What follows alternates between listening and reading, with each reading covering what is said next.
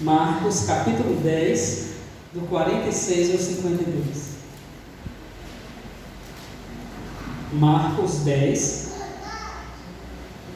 do 46 ao 52, diz assim, meus irmãos, a palavra do Senhor. Marcos 10, do 46 ao 52. E foram para Jericó. Quando ele saía de Jericó, juntamente com os discípulos e numerosa multidão, Bartimeu, cego mendigo, filho de Timeu, estava assentado à beira do caminho. E ouvindo que era Jesus, o Nazareno, pôs-se a clamar: Jesus, filho de Davi, tem compaixão de mim. E muitos o repreendiam para que se calasse. Mas ele cada vez gritava mais: Filho de Davi, tem misericórdia de mim. Parou Jesus e disse: Chamai-o. Chamaram então o cego, dizendo-lhe: Tem bom ânimo, levanta-te, ele te chama. Lançando de si a capa, levantou-se de um salto e foi ter com Jesus. Perguntou-lhe Jesus: Que queres que eu te faça? Respondeu o cego: Mestre, que eu torne a ver. Então Jesus lhe disse: Vai, a tua fé te salvou. E imediatamente tornou a ver e seguia a Jesus estrada fora. E aí, meus queridos, podem vos assentar. Nós já oramos. Meus irmãos, esse texto fala de um homem que não quis se manter na sua situação, que passou por cima da inércia, que venceu a inércia, que venceu a própria multidão que mandava ele ficar calado. E aliás, os personagens aqui, o Senhor Jesus Cristo, os discípulos, a multidão e este cego cujo nome é Bartimeu. Irmãos, estes acontecimentos se dão numa cidade chamada Jericó. Ela ficava a cerca de 25 quilômetros a nordeste de Jerusalém. E Marcos, nesse texto, nos mostra a importância de lutarmos contra a nossa falta de fé, a importância de lutar por aquilo que sabemos ser verdade, por aquilo que acreditamos. Nós estamos diante de um texto da palavra do Senhor, onde há um homem que insiste em clamar por Jesus, mesmo parte daquela multidão dizendo: cala-te, não incomode ele, fique quieto. O reino de Deus, irmãos, era chegado aos homens e mulheres, e foi Jesus quem o inaugurou aqui nessa terra. E ele continua, porque a igreja continua aqui. Mas chegará um dia que esse reino será consumado, quando Jesus Cristo retornar em grande poder e glória. Mas enquanto esse dia não chega, e é o seu povo e a igreja do Senhor ainda está nesse mundo, devemos prosseguir, proclamando a chegada desse reino que foi inaugurado pelo próprio Jesus. E a igreja continua proclamando a esse Jesus. E nessa proclamação, que é de responsabilidade do povo de Deus, às vezes, devido a problemas e dificuldades diversas, caímos num tipo de inércia, uma estagnação, uma falta de reação, de ânimo, diante de algumas circunstâncias. E se pararmos para ver a vida desse homem, a palavra diz que ele era cego, e o meio de vida dele era mendigar, era pedir, porque não tinha como trabalhar. E naquele tempo não existia o INSS. Mas ele não ficou ali, meus amados irmãos, estagnado e sem reação quando ele ouve que Jesus passava ali na sua cidade. Aliás, é a única menção de Jesus em Jericó, pelo menos na palavra. Não quer dizer que ele não tenha ido outras vezes, pode ter ido e não foi registrado, mas enfim, é apenas esta vez que a palavra nos fala da presença física do Senhor em Jericó. E este homem não fica inerte, ele clama ao Senhor. Jesus Cristo nos ensina, meus irmãos, e Bartimeu é um exemplo disso, que não devemos permanecer inerte em nossa vida cristã, mas necessitamos prosseguir para aquilo para o qual nós fomos alcançados, aquilo para o qual o Senhor um dia nos salvou, viver para a glória dele. E isso significa também fazer a obra dele, trabalhar no reino dele. Nós não temos os apóstolos mais no nosso meio. Não existe mais apóstolo. É um ofício que foi dado por Jesus apenas aos 12, mais a Paulo. E você retira Judas e inclui Matias. Atos capítulo 1. Porque Judas jogou na lata do lixo algo tão precioso que foi o chamado do Senhor para a sua vida. Mas é um ofício que cessou. Porque um que se dizia apóstolo hoje não está falando a verdade, está indo contra as Escrituras, então não existem mais, meus irmãos. Apóstolos são esses que o Senhor convocou pessoalmente, que eles viram a Jesus e seus sinais e trabalharam na sua obra. A questão, meus amados irmãos, é que hoje não temos mais esses homens, mas a missão continua, o trabalho continua. E os trabalhadores do reino hoje somos nós, a igreja, o povo do Senhor, aquele povo pelo qual Jesus morreu na cruz. Então, mesmo diante do desânimo que muitas das vezes quer tomar nosso coração, a nossa mente, mesmo, meus irmãos, diante muitas das vezes da falta de força para reagir, nós necessitamos fazer como Bartimeu, clamar ao Senhor. Ainda que nos digam, cala a boca, não é sua hora, não é o momento, nós necessitamos clamar a Jesus em um clamor verdadeiro e sincero.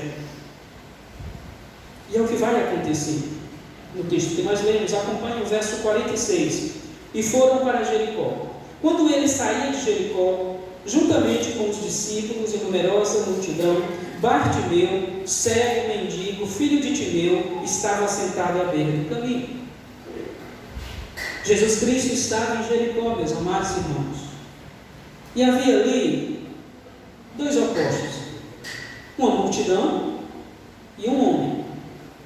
Este homem era pobre e mendigo, está dizendo o verso 46.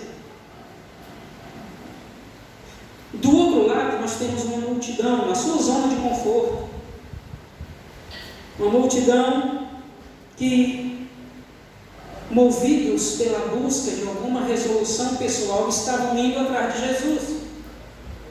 Uma multidão que na sua grande maioria estava ali não porque amava Jesus, mas porque queria se beneficiar de algo, queria receber algo do Senhor. E nós gostamos da multidão, irmãos, porque ela representa a vantagem. Não, a multidão representa a glória pessoal, mas às vezes também ela representa a nossa falta de identidade. Muitas das vezes a multidão representa, meus amados irmãos, aquilo que nós não somos. E esse é o caso de Bartimeu. Quem era esse homem? Era um cego, mendigo, filho de Timeu. O ofício dele era pedir esmolas. Ele era cego. Possivelmente ele adquiriu cegueira, porque lá no verso 50, ou melhor, 51, quando Jesus pergunta o que ele quer, ele diz: Senhor, que eu torne a enxergar, a ver. Então, certamente ele adquiriu essa cegueira no decorrer de sua vida. E, meus amados irmãos, talvez o sentimento mais vívido, mais presente na vida desse homem, na experiência de vida de Bartimeu, fosse o desprezo e a solidão. Ele era cego, vivia de pedir esmola. As pessoas o desprezavam, as pessoas não o ouviam. Ninguém pegou ele e levou ele até Jesus, como os amigos daquele paralítico que Lucas nos diz. Mas nós temos aqui um homem à margem, à parte de todos, que certamente era caracterizado, irmãos, pelo desprezo, pelo sofrimento, pelo abandono. E talvez ele e seus pais fossem até acusados de graves pecados, já que na cabeça de muitos fariseus dessa época, quando alguém adquiria uma grave doença, e na cabeça de muitas pessoas hoje, poderia ser fruto, ou era um fruto de um grave pecado. Lembra lá de Jó? Quando ele cai naquele estado de sofrimento e de escassez como ninguém nunca passou, e foi Deus quem permitiu aquilo na vida dele. Lembram-se que os amigos deles se dirigem até ele e dizem: olha, confessa o teu pecado. Que isso que foi que aconteceu? Porque não é possível que alguém caia de uma posição tão alta como você estava para esse nível, se não tiver feito algo muito grave. Então, meus irmãos, na cabeça de muitas pessoas, uma grave doença, uma grave deficiência pode ser fruto de um pecado. E não é necessariamente assim, como muitos judeus interpretavam. Se alguém tinha um filho cego, isso é porque os pais deles pecaram em alguma área. E Jesus vai dizer que não é bem dessa forma. É claro que o pecado tem as suas consequências, mas nem toda desgraça é fruto de pecado. Às vezes foi algo que o Senhor, na sua soberania, permitiu na vida de alguém. E nós estamos diante de um homem, meus irmãos, abandonado, sem esperança, desprezado. E Jesus vai parar e se inclinar para ajudar esse pobre homem. A multidão não era o foco do Senhor. Aliás, nunca foi. Jesus sim alimentou a multidão com 5 pães, 2 peixes. Jesus fez diversas coisas diante da multidão, mas nunca Jesus fazia isso para ver a reação da multidão, ou fazia isso por causa das pessoas que queriam algo. Ele fazia sempre visando a glória de Deus. E o verso 47 diz: e ouvindo que era Jesus, o Nazareno, pôs-se a clamar: Jesus, filho de Davi, tem compaixão de mim. Ele clama a primeira vez. Quando Bartimeu ouve a notícia de que quem está passando em Jericó é Jesus Cristo, o Nazareno, ele clama em alta voz: Jesus, filho de Davi, tem compaixão de mim. Irmãos, nós podemos imaginar que Bartimeu gritou aqui com todas as forças. Ele produziu aqui todos os decibéis possível para dizer: Jesus, filho de Davi, tem compaixão de mim. Talvez, meus amados irmãos, ele tenha gritado como nunca antes. E ele usa esse termo, filho de Davi, que é um título messiânico lá do Antigo Testamento, que se refere a Jesus, o Cristo, que haveria de vir e remir o seu povo. Filho de Davi, porque Davi é a figura principal de um rei que o povo de Israel teve. Quando falamos no rei, vamos dizer modelo para Israel humano, esse rei foi Davi. Filho de Davi, então é nessa perspectiva.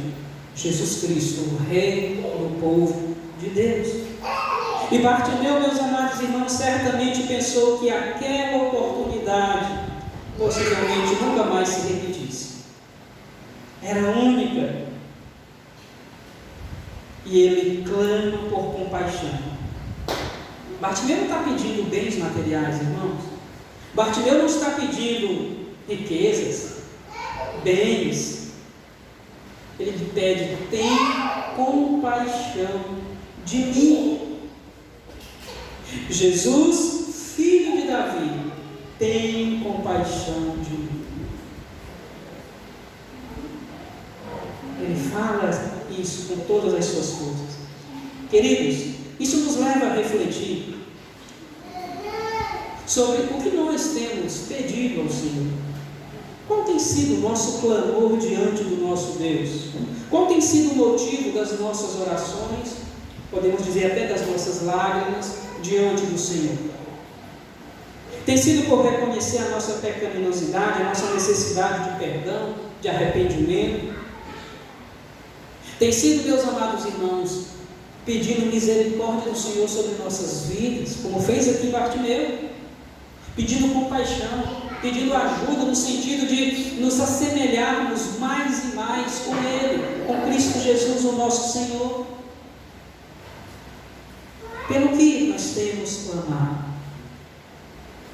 Que tempo nós temos dedicado à oração?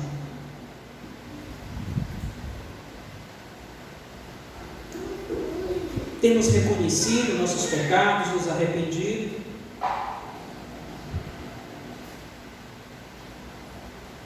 Tem sido por entendermos que o amor do Senhor por nós continua, apesar de nós, é vivo, apesar de tantas vezes nós falharmos, pecarmos? Agora olha a reação da multidão diante do clamor deste homem. E muitos o repreendiam para que se calasse, mas ele cada vez gritava mais: Filho de Davi, tem compaixão de mim. Ele repetiu isso várias vezes, mesmo a multidão, ou parte dela, dizendo: cale-se, pare. Havia uma convicção, meus amados irmãos, nesse homem. Mesmo a multidão o reprimindo, o abafando, procurando calá-lo, observe que a multidão não ajuda, pelo contrário, ela atrapalha. Não chega ninguém ali para carregar ele: vamos aqui, filho, vou te levar até lá. Não. Na multidão, meus irmãos, tem pessoas de todo tipo. A multidão que deveria abrir um caminho para Bartimeu, ela faz o bloqueio. Mas esse homem insiste, persiste, persevera. Continua clamando: Jesus, filho de Davi, tem compaixão de mim, tem misericórdia de mim. Por tua graça me perdoe, me salve, me cure. Muitas vezes, irmãos, nós nem sabemos o que estamos pedindo. Graças a Deus, porque muitas orações Ele não nos responde, né? Porque muitas das vezes nós pedimos mal, nós não sabemos ao certo se aquilo que pedimos glorifica o nome do Senhor. Jesus disse que tudo quanto pedirmos no seu nome, Ele responderia. Mas o contexto lá de João, que temos estudado, 14 e 15, é de que isso verdadeiramente glorifique a Deus. Então, muitas das vezes, quando o Senhor diz não, meus irmãos, a nossa petição é nos protegendo, é nos guardando de algo, porque Ele é onisciente, Ele sabe do amanhã, nós não sabemos. Muitas das vezes nós não sabemos o que pedimos ao Senhor, meus irmãos, na nossa petição. E isso muitas das vezes fruto da nossa displicência em nossa vida cristã. Bartimeu sabia exatamente o que queria. Era alguém que tinha algum conhecimento da palavra, porque ele diz: Jesus, filho de Davi. Era alguém que certamente tinha conhecimento das profecias do Antigo Testamento, dos textos que falavam do Redentor de Israel que viria. E ele insiste com a mesma frase: Jesus, filho de Davi, tem compaixão de mim. Filho de Davi, tem misericórdia de mim.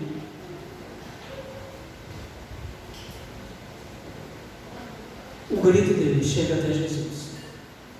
O clamor dele alcança os ouvidos do Senhor. Vamos ver o que diz o verso 49? Parou Jesus e disse: chamai-o. Chamaram então o cego, dizendo-lhe: tem bom ânimo, levanta-te, ele te chama. Jesus, irmãos, ouviu a súplica de Bartimeu. Jesus ouviu.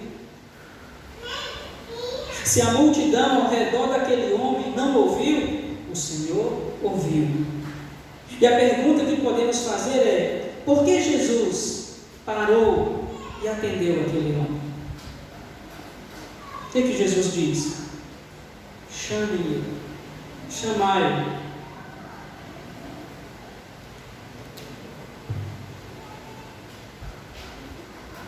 Jesus, irmãos, sempre encontrava tempo para os que clamavam sinceramente a Ele. Jesus sempre encontrava tempo e atendia aos que sofriam e buscavam nele, de alguma forma, a resolução. Isso foi uma característica do ministério do Senhor. Quantos cegos, quantos paralíticos, quantos surdos e mudos Jesus curou. Quantas pessoas com doenças que a medicina não poderia dar um jeito, Jesus curou. Muitas, diversas. E quando essa notícia chega até Bartimeu de que o mestre estava chamando ele, nós podemos imaginar que foi certamente uma das melhores, se não a melhor notícia que aquele homem recebeu. Porque o verso seguinte vai dizer que de um salto ele levantou e foi ter com o Senhor. Irmãos, no dia em que nós nascemos de novo, em que Jesus nos chamou, foi feita uma obra do Senhor na nossa vida. O Senhor nos perdoou os pecados, o Senhor nos deu nova vida em Cristo Jesus. Nós nascemos de novo e esse é o maior milagre que pode existir. Nada é tão grande quanto sermos perdoados, sermos incluídos na família de Deus, justificados pela fé, salvos pela graça. E é o que vai acontecer com Bartimeu. Ele não vai apenas ser curado da sua cegueira física, ele vai nascer de novo. Meus amados irmãos, essa notícia de que o mestre mandava chamá-lo, certamente, meus amados, foi o que ele mais queria ouvir na sua vida. Ele sabia que Jesus Cristo é quem tinha a resposta certa para ele. Como até hoje é Jesus quem tem resposta para o sofrimento humano. É Jesus, meus amados irmãos, quem pode nos responder. Mesmo quando aqueles que estão ao nosso redor não percebam, não nos ajudem, Jesus Cristo, meus amados irmãos, é aquele que está pronto a nos ajudar. Como fez com Bartimeu, como fez com aquela mulher do fluxo de sangue, que simplesmente tocou nele, na verdade, na orla da sua roupa, com fé. E Jesus disse: quem me tocou? E os discípulos dizem: Senhor, todo mundo te aperta, muita gente. Ele diz: não estou falando de qualquer tipo de toque, mas alguém que tocou com fé.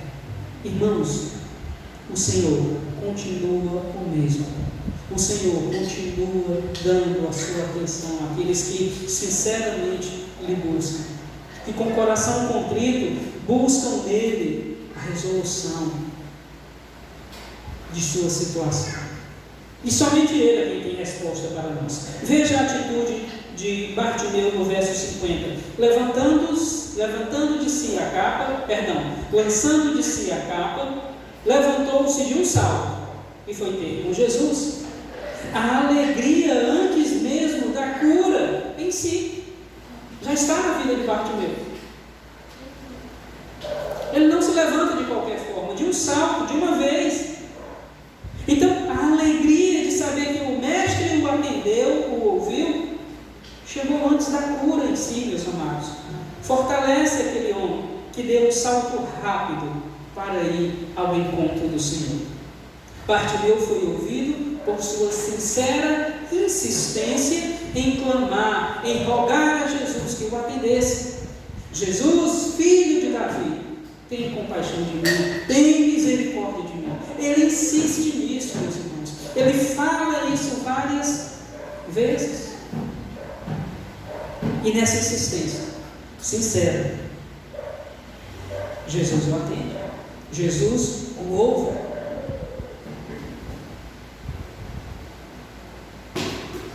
Nós devemos insistir, meus irmãos, naquilo que sabemos ser vontade do Senhor para nós.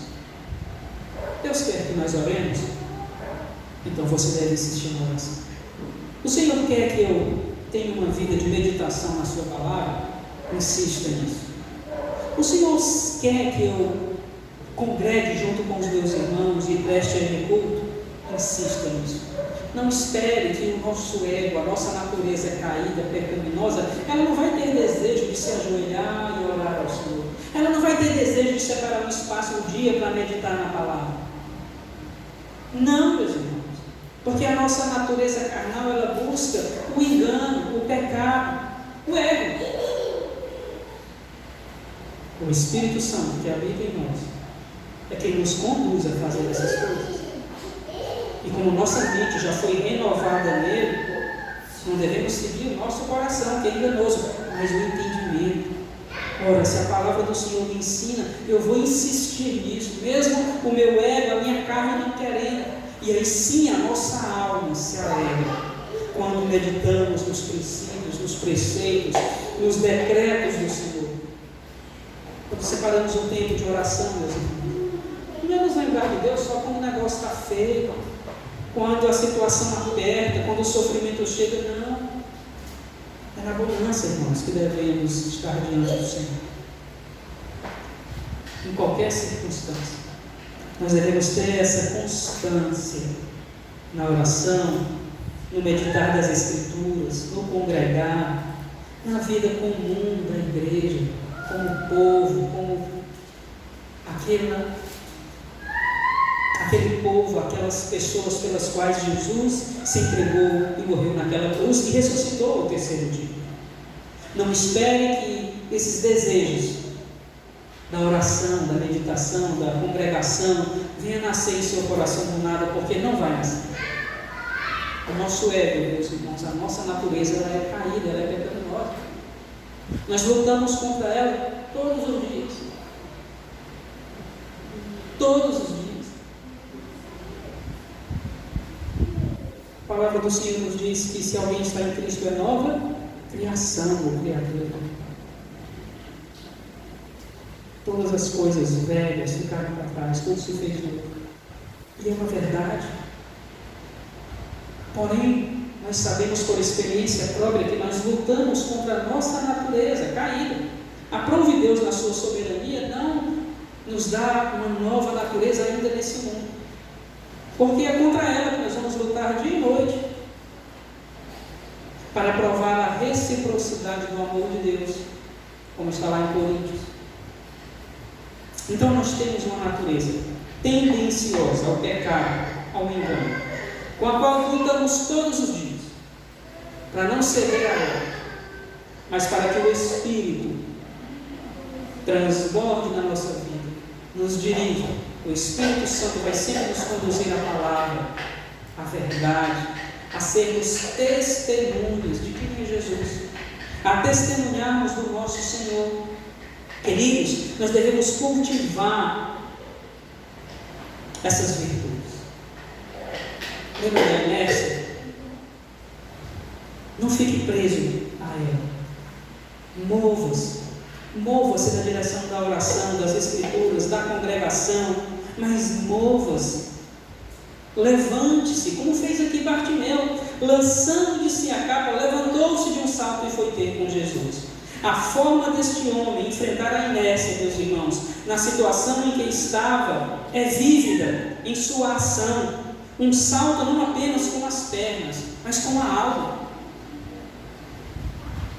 Quando chega para ele a notícia de que o Senhor estava chamando, ele salta com as suas pernas, com o seu corpo, mas ele salta também com a alma. Vamos ver o que diz o verso 51. Perguntou-lhe Jesus: que queres que eu te faça? Respondeu o servo: mestre, que eu torne. Meus irmãos, esse homem sabia exatamente o que queria. Esse homem sabia exatamente o que queria. Imagina se Jesus diz isso para nós: o que você quer? Talvez muitos cegos dos nossos dias pedissem riquezas, saúde, pedissem qualquer outra coisa. O que queres que eu te faça? Lembre-se que Bartimeu vivia a pedir esmolas, mas sabia exatamente o que queria para a sua vida. Ele pede tudo, meus irmãos. Bartimeu não queria continuar naquela vida, ele queria ver e assim poder trabalhar, ter dignidade. Ele não queria continuar cultivando aquela desgraça na vida dele. E por incrível que pareça, meus irmãos, há pessoas que estimam suas deficiências para de alguma forma se darem bem. São opostos a Bartimeu. Nós não precisamos cultivar algo de ruim que há na nossa vida, em detrimento disso trazer a nós qualquer aparente bem. Bartimeu poderia continuar ali pedindo esmola, mas ele queria ser alguém, ele queria viver uma vida digna. Então ele diz claramente: mestre, que eu torne a ver. Nós sabemos o que temos pedido ao Senhor, meus irmãos, e a nossa petição, de alguma forma, ela glorificará o nome de Deus quando respondida? São perguntas que nós devemos fazer a nós mesmos, porque a nossa oração, quando respondida, é para a glória do Senhor, é para que Deus seja glorificado nisso. Que queres que eu te faça? Respondeu o servo: mestre, que eu torne. Você sabe o que você mais necessita e tem pedido isso ao Senhor? Você sabe qual é a sua maior necessidade?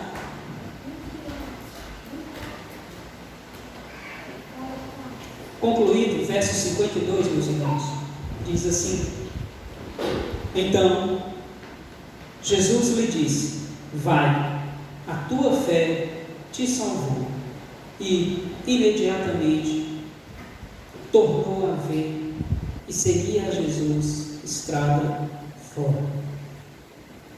Meus irmãos, imediatamente o Senhor voltou a enxergar.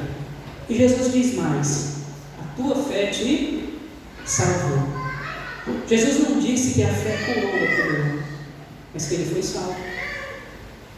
Os olhos físicos, mas também os olhos espirituais de Bartimeu foram abertos. Foram abertos pelo próprio Cristo. Ao mesmo tempo, a cura exterior refletiu, meus amados irmãos, o bem-estar interior da salvação. Certamente esse homem foi salvo e viu a entrada triunfal de Jesus que se aproximava lá em Jerusalém. Mais uma vez, Jesus salva e cura visando a alma. As curas que Jesus fazia tinham objetivos claros: a glória de Deus, a salvação na vida dos que eram curados. Não quer dizer que todos os curados foram salvos, mas o objetivo de qualquer sinal, de qualquer milagre, era primeiro a glória do Senhor. E os que criam nele eram salvos. Bartimeu, meus amados irmãos, a partir daqui vai seguir a Cristo em direção a Jerusalém. E a pergunta que nós fazemos é: diante dos problemas e adversidades da vida cristã, o que nós temos pedido ao Senhor?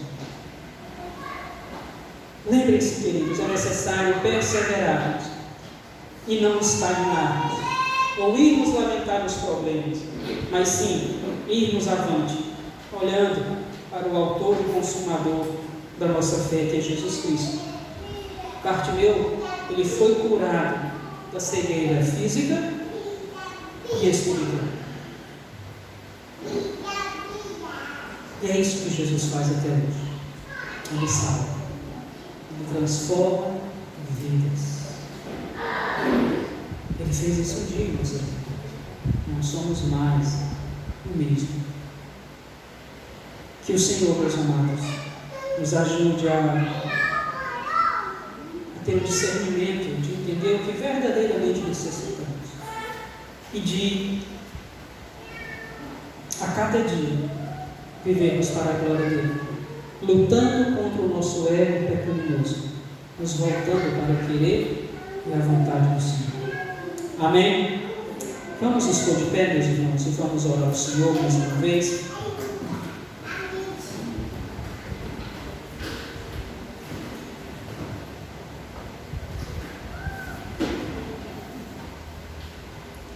Feche seus olhos, curva sua cabeça. Pai amado, gratos somos, Senhor, pelo teu cuidado com todos nós, pela tua bondade, misericórdia e amor. Agradecendo, Senhor, pela tua provisão, pela tua misericórdia sobre nós. Senhor, ajuda-nos a perceber nossas falhas, ajuda-nos a perceber nossas deficiências e rogarmos a tua graça, rogarmos o teu mover a nosso favor, rogarmos a tua mão, Senhor, provedora, agindo em nós, na igreja, no teu povo. Senhor, nos ajude a vivermos para a glória do teu nome. Nos ajude, Senhor, a resplandecermos Jesus Cristo neste mundo pecaminoso. Nos ajude a exalar o bom perfume de Cristo. Pai, toma nas tuas mãos a vida do teu povo aqui presente. A palavra que esta noite foi proclamada aqui, que o Senhor aplique pelo teu Espírito a vida do teu povo. Nos ajuda a lutar contra a inércia. Nos ajuda, meu Deus, a nos mover espiritualmente em direção daquilo que agrada ao Senhor. Nos ajude a nos conter na direção do pecado. E nos ajude, Senhor, a resplandecer Cristo Jesus. Nós pedimos, ó Pai, e agradecemos a Ti, no nome de Jesus Cristo, nosso Senhor. Amém e amém, Jesus.